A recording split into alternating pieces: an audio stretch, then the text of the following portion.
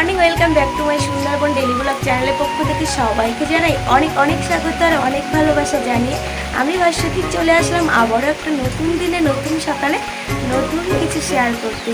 তো দেখো আজকে সকালটা না অসাধারণ, সকাল থেকে ঝিমঝিমিয়ে বৃষ্টি হচ্ছে। তো ওয়েদারটা অনেকটাই নরম, অন্য দিন না সকাল থেকে মানে ওয়েদারও নরম থাকলেও ঘুমটো একটা গরম পড়ে। আজকে সেইটা নেই, খুব ভালো লাগছে আর আমার গলাটা ভেঙে গেছে। আর বিগত এক সপ্তাহ ধরে বাচ্চাদের পড়াচ্ছি না, তার কারণে দেখতে পাচ্ছ একটু গাবলু গুবলু হয়ে গেছে, শুধু ঘুমাচ্ছি বাড়িতে, খাওয়া দাওয়া করছি আর ঘুমাচ্ছি।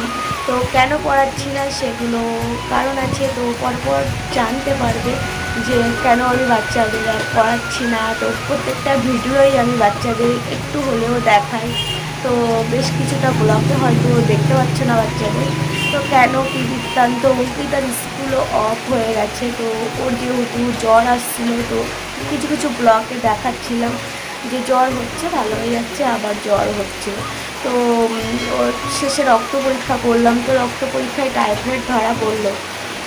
তো তার কারণে ওকে ডাক্তার রেস্টে থাকতে বললো, রৌদ্র বেরোলে হবে না, মানে একটা মাস ওকে রেস্টে থাকতে হবে। তো সেই কারণে ওর স্কুলটা অফ আছে। তো এইভাবে চলছে। আর খুব শীঘ্রই আমরা কোথাও যেতে চলেছি, তো কোথায় যাব কী করবো সব কিছু তোমাদের সঙ্গে শেয়ার করবো। তাই বলছি প্লিজ ব্লগগুলো স্কিপ করো না, তো নতুন নতুন ব্লগ আসবে নতুন জায়গায়, প্লিজ সবাই দেখবে। তো এখনও সকাল থেকে উঠে কোনো কাজ করিনি, তো এখন সময় 6:38। তো দেখো দিনকে দিন ঘুমের চাপটা বেড়ে যাচ্ছে, আর দেখো এদিকে মোটা সোটা হয়ে যাচ্ছে আস্তে আস্তে। তো কী করা যাবে, একটু কন্ট্রোল করতে হবে। তো সকাল সকাল রান্না করব, ওকে আমাকে সকাল সকাল 9টার ভিতরে ভাত দিতে হবে। আর ফল ফুল আর মানে একটা লিস্ট করে দিয়েছি যে কখন কী খাবে এরকম, আর প্রচুর রোগা হয়ে গেছিলো মেয়ে। তো তার কারণে ওকে ওইভাবে ওই রুটিনই চালাচ্ছি, ওকে খাওয়া দাওয়া বা ওষুধপত্র টাইমলি খাওয়াতে হবে। তো চলো কন্টিনিউ ব্লগটা দেখতে থাকো, যতটা পারবো কভার করার চেষ্টা করব। তো চলো দেখতে থাকো কী করি। আর বৃষ্টি হচ্ছে, খুব ভালো লাগছে, মনে হচ্ছে আর একটু ঘুমিয়ে নিই। তো ঘুমালে চলবে না, এখন রান্নাবান্না করতে হবে। আর গ্যাসটা তো শেষ হয়ে গেছে, গ্যাসটা শেষ হয়নি, গ্যাসটা মানে জ্বলছে না এরকম ব্যাপার। তো কী করব, পাখাই করতে হবে এই বর্ষার সময়। তো চলো দেখতে থাকো কী রান্নাবান্না করছি, কী করছি সব কিছু শেয়ার করবো।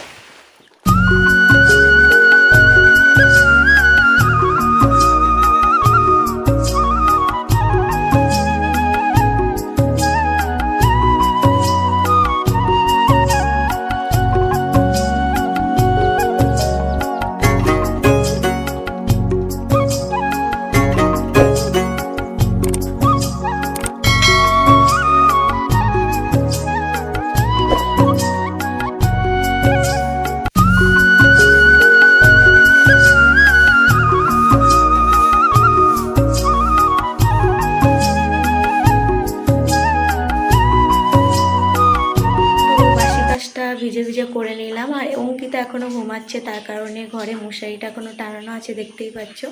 তো আমি এখন সময় হলো 7:19 হয়ে গেছে, তো চলে যাব রান্না করতে।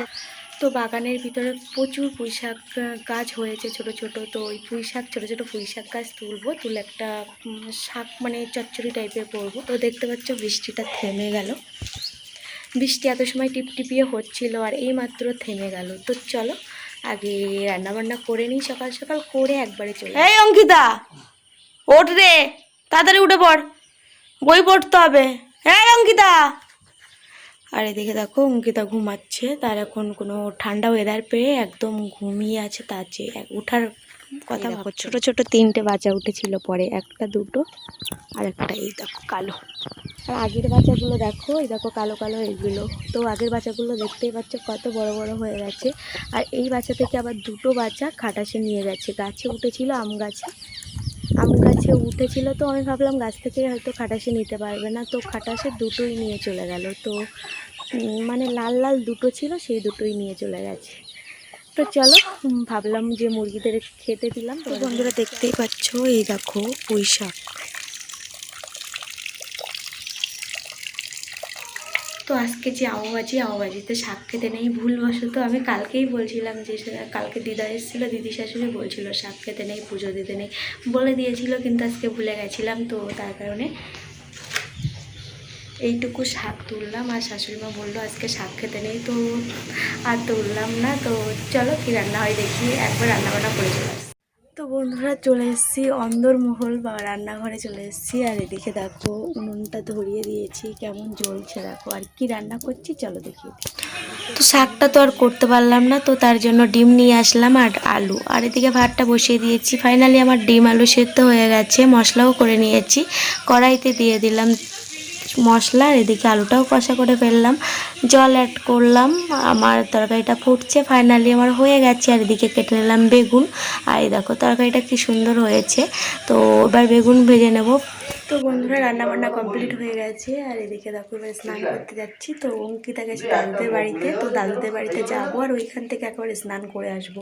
তো পুকুরের জলটা খারাপ হয়ে গেছে, সেই জন্য দাদুদের পুকুরে যাই। তো এই দেখো জামা প্যান্ট নিয়ে রেডি হয়ে, তো দাদুদের বাড়িতে গেলাম, আর খেতে দিল আম আর দুধ, তো খেলাম। আর এদিকে এসছে বড় মাসি, মেজো মাসি সবাই এসছে।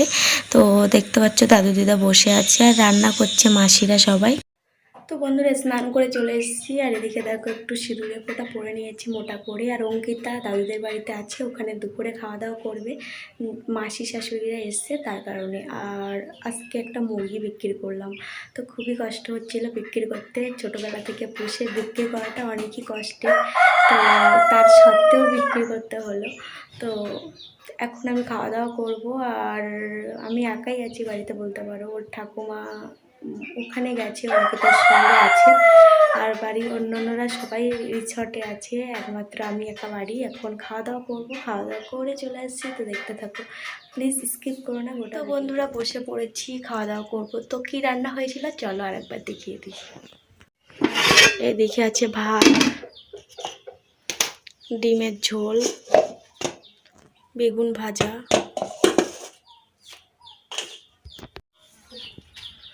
আর এদিকে মাছ আলুর তরকারি। তো ওই তরকারিটা দিদাদের বাড়িতে দিয়েছে, তো সব মিলে খাওয়া দাওয়া করে চলে আসছি। তো দেখতে থাকো, আবারও দেখা হবে বিকালে।